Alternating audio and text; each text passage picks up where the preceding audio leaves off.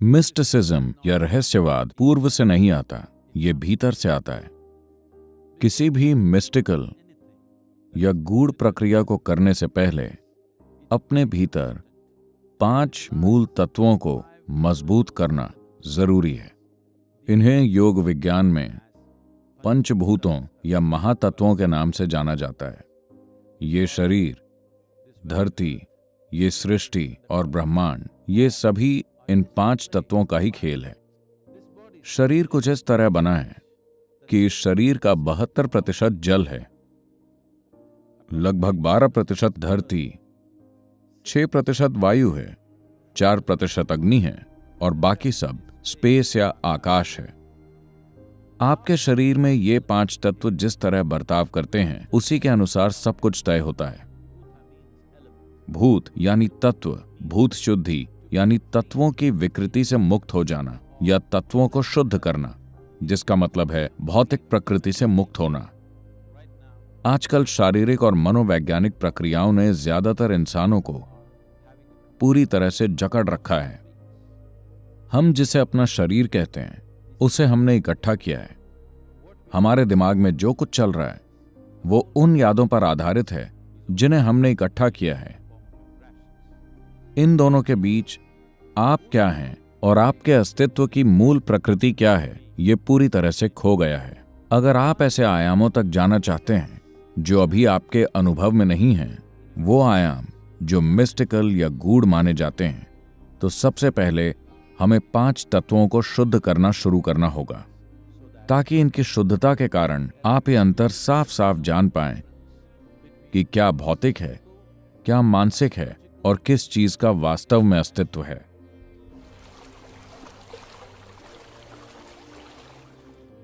आज ठोस सबूत मौजूद हैं जो बताते हैं कि पानी की भी अपनी याददाश्त होती है। पानी के स्रोत के आसपास जो कुछ भी होता है वो किसी न किसी तरह जल के अणुओं में स्टोर हो जाता है। पानी को कुछ लोग फ्लूइड कंप्यूटर भी कह रहे हैं। इन 5 तत्वों में जल का सबसे ज्यादा महत्व है, क्योंकि इस शरीर में 72% जल है। अगर हम पीने वाले पानी पर पर्याप्त ध्यान दें, बात केवल पानी के साफ होने या बैक्टीरिया से मुक्त होने वगैरह की नहीं है, पर इसे कैसे रखा गया है। आप इसे किस तरह के बर्तन में रखते हैं, कैसे रखते हैं, कैसे छूते हैं, कैसे उसे उठाते हैं, क्योंकि आज ऐसे बहुत से वैज्ञानिक सबूत मौजूद हैं जो आपको बताते हैं कि एक विचार, एक भावना, एक स्पर्श, ये चीजें पानी के मॉलिक्यूलर स्ट्रक्चर को बदल सकती हैं और इस बात पर गहरा असर डालती हैं कि ये पानी आपके शरीर के भीतर कैसे बर्ताव करेगा। आपको समझना होगा कि ये कोई सामान या वस्तु नहीं है। आप जीवन बनाने वाले तत्व के साथ काम कर रहे हैं। जल जीवन है। बात बस इतनी है कि ये अभी आपके बाहर है। इसके पहले कि ये आपके अंदर जाता है, आप इसके साथ कैसे पेश आते हैं। अगर आप पानी को धातु के बर्तन में रखते हैं, बेहतर होगा अगर यह तांबा या तांबे की मिश्र धातु हो, और रोज इसे किसी जैविक सामग्री से मांजते हैं। इसे ऐसी जगह पर रखते हैं जहां ये दूसरी चीजों और गंधों से अछूता रहे, इसके आसपास पर्याप्त जगह हो, और जब आप इसे उठाएं, आप इस बर्तन को अपने हाथ में एक तरह के आभार और सम्मान के साथ थामें। उसके बाद इसे पिएं, क्योंकि ये जीवन बनाने वाला पदार्थ है। आप देखेंगे कि ये आपके सिस्टम के अंदर कितने चमत्कार कर सकता है। अच्छी सेहत और संभाव इसका एक कुदरती नतीजा होगा।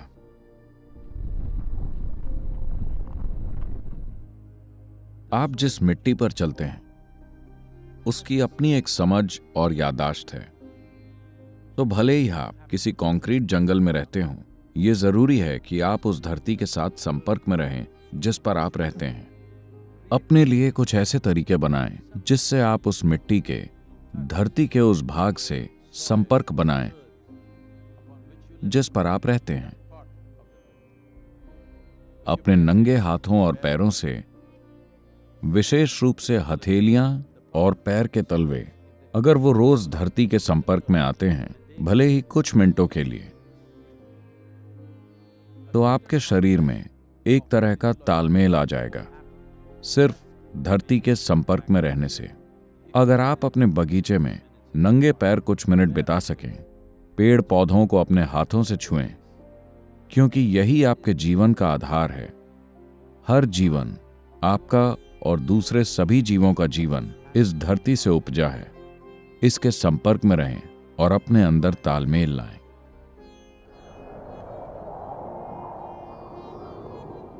हालांकि वायु आपके शरीर के तत्वों का केवल 6% है, पर यह मिनट दर मिनट होने वाली लेन देन के हिसाब से बहुत जरूरी है। आप किस तरह की हवा सांस में लेते हैं, ये बहुत महत्वपूर्ण है और इसे सब जानते हैं। पर यह भी उतना ही महत्वपूर्ण है कि आप कैसे सांस लेते हैं और कितनी सजगता के साथ सांस लेते हैं। खासकर जो लोग बड़े शहरों में रहते हैं, आप किस तरह की हवा सांस में ले रहे हैं, ये आपके हाथ में नहीं है। तो बेहतर होगा कि कम से कम कुछ मिनटों के लिए पार्क में टहलें, या झील या नदी के किनारे, या आपके आसपास जो भी जगह हो। खासकर अगर आपके बच्चे हैं तो ये जरूरी है कि आप उन्हें महीने में कम से कम एक बार शहर से कहीं दूर लेकर जाएं, जहां प्रकृति अपने शुद्ध रूप में हो, जहां वो कोई छोटी पहाड़ी चढ़ सकें, जंगल की सैर कर सकें, या किसी नदी में तैर सकें। कोई प्राकृतिक चीज जिससे वो प्रकृति से जुड़ सकें, और कुछ ऐसा करें जिससे उनकी सांस सक्रिय ढंग से चले। ये केवल एरोबिक एक्सरसाइज के लिए नहीं है, क्योंकि हवा लगातार अंदर बाहर होती रहती है। आपके शरीर की कुदरती समझ इस बात का ध्यान रखेगी कि जब इसे वायु शुद्ध और जीवंत लगती है, तब यह शरीर अलग तरह से सांस लेने लगता है। आप इसे देख सकते हैं, और यह आदान प्रदान होगा, शरीर के अंदर सफाई होगी, क्योंकि सांस में केवल 1 या 2% वायु का आदान प्रदान होता है। बाकी कई अलग अलग तरीकों से हो रहा है। जब आप ताजी हवा में रहते हैं तो जरूरी है कि आप अपनी सांस को सक्रिय स्थिति में लाएं, जरूरी एक्टिविटी करके।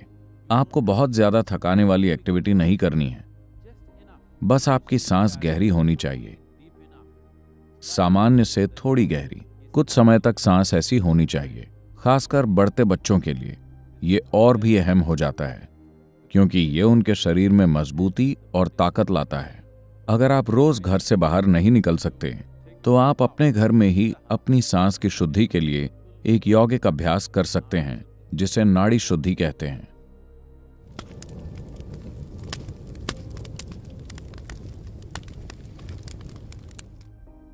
आपके शरीर के 5 तत्वों में 4% अग्नि होती है। आपके भीतर कैसी अग्नि जलती है? क्या यह लालच की अग्नि है, या नफरत की, नाराजगी की, गुस्से की, वासना की, प्यार की, या करुणा की अग्नि है? अगर आप इसका ध्यान रख सकें, तो एक बार फिर आप शारीरिक और मानसिक रूप से स्वस्थ रहेंगे। आप एक संतुलित और उल्लास से भरे इंसान बन जाएंगे। अपने भीतर की अग्नि को शुद्ध करने के लिए एक सरल प्रक्रिया यह है कि आप हर रोज थोड़ी धूप लें। सौभाग्य से आप सूर्य की किरणों में मिलावट नहीं कर सकते, हालांकि हमने बाकी सभी तत्वों में मिलावट कर दी है। सूरज का प्रकाश अभी भी शुद्ध है, इसका पूरा उपयोग करें।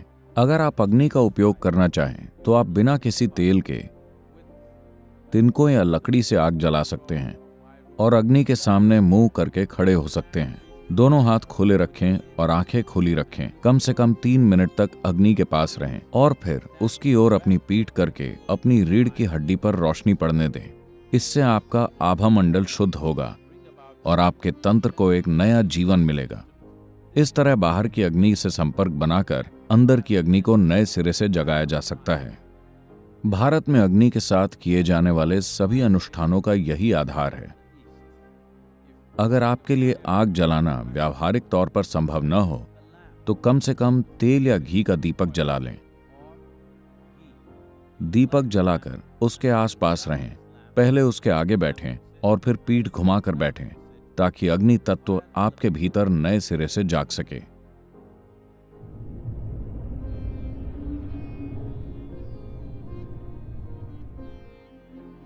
पांचवा और सबसे अधिक विस्तार रखने वाला तत्व है आकाश या एथरिक स्पेस। इसमें खास तरह की प्रज्ञा होती है। आकाशीय प्रज्ञा आपके अंदर कैसे पेश आती है, उसी से आपके जीवन की प्रकृति तय होती है। आपके जीवन की प्रकृति, क्वालिटी और शक्ति इसी बात से तय होगी कि इस आकाशीय प्रज्ञा तक आप कितनी पहुंच पा सकते हैं। जैसा कि मैंने कहा, 5 तत्वों में ये तत्व सबसे अधिक विस्तार वाला है, मतलब इसकी कोई सीमा नहीं है। पानी केवल उतना ही है, केवल उतनी ही वायु है, उतनी ही धरती है, उतनी ही अग्नि है। पर आकाश एक असीम संभावना है। अगर इस असीम संभावना तक आप पहुंच बना सकें तो आपका बोध और समझदारी दोनों बढ़ सकते हैं। आकाश या आकाशीय प्रज्ञा तक पहुंच को बढ़ाने के लिए आप एक आसान सी प्रक्रिया कर सकते हैं। सूर्योदय के बाद, इसके पहले कि सूर्य 30 डिग्री कोण को पार करे, आप एक बार आसमान की ओर देखें और आकाश को प्रणाम करें, आपको और इस ग्रह को थाम कर रखने के लिए। जब सूर्य 30 डिग्री को पार कर ले, दिन में किसी भी समय ऊपर देखकर फिर से प्रणाम करें।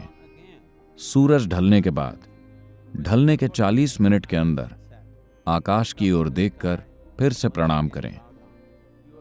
आप ऊपर बैठे किसी काल्पनिक भगवान को प्रणाम नहीं कर रहे, आप उस आकाश को प्रणाम कर रहे हैं जिसने हमें इस जगह पर थाम रखा है। अगर आकाश आपकी जीवन ऊर्जा को सहयोग देने लगे तो जीवन जादुई तरीके से घटित होगा।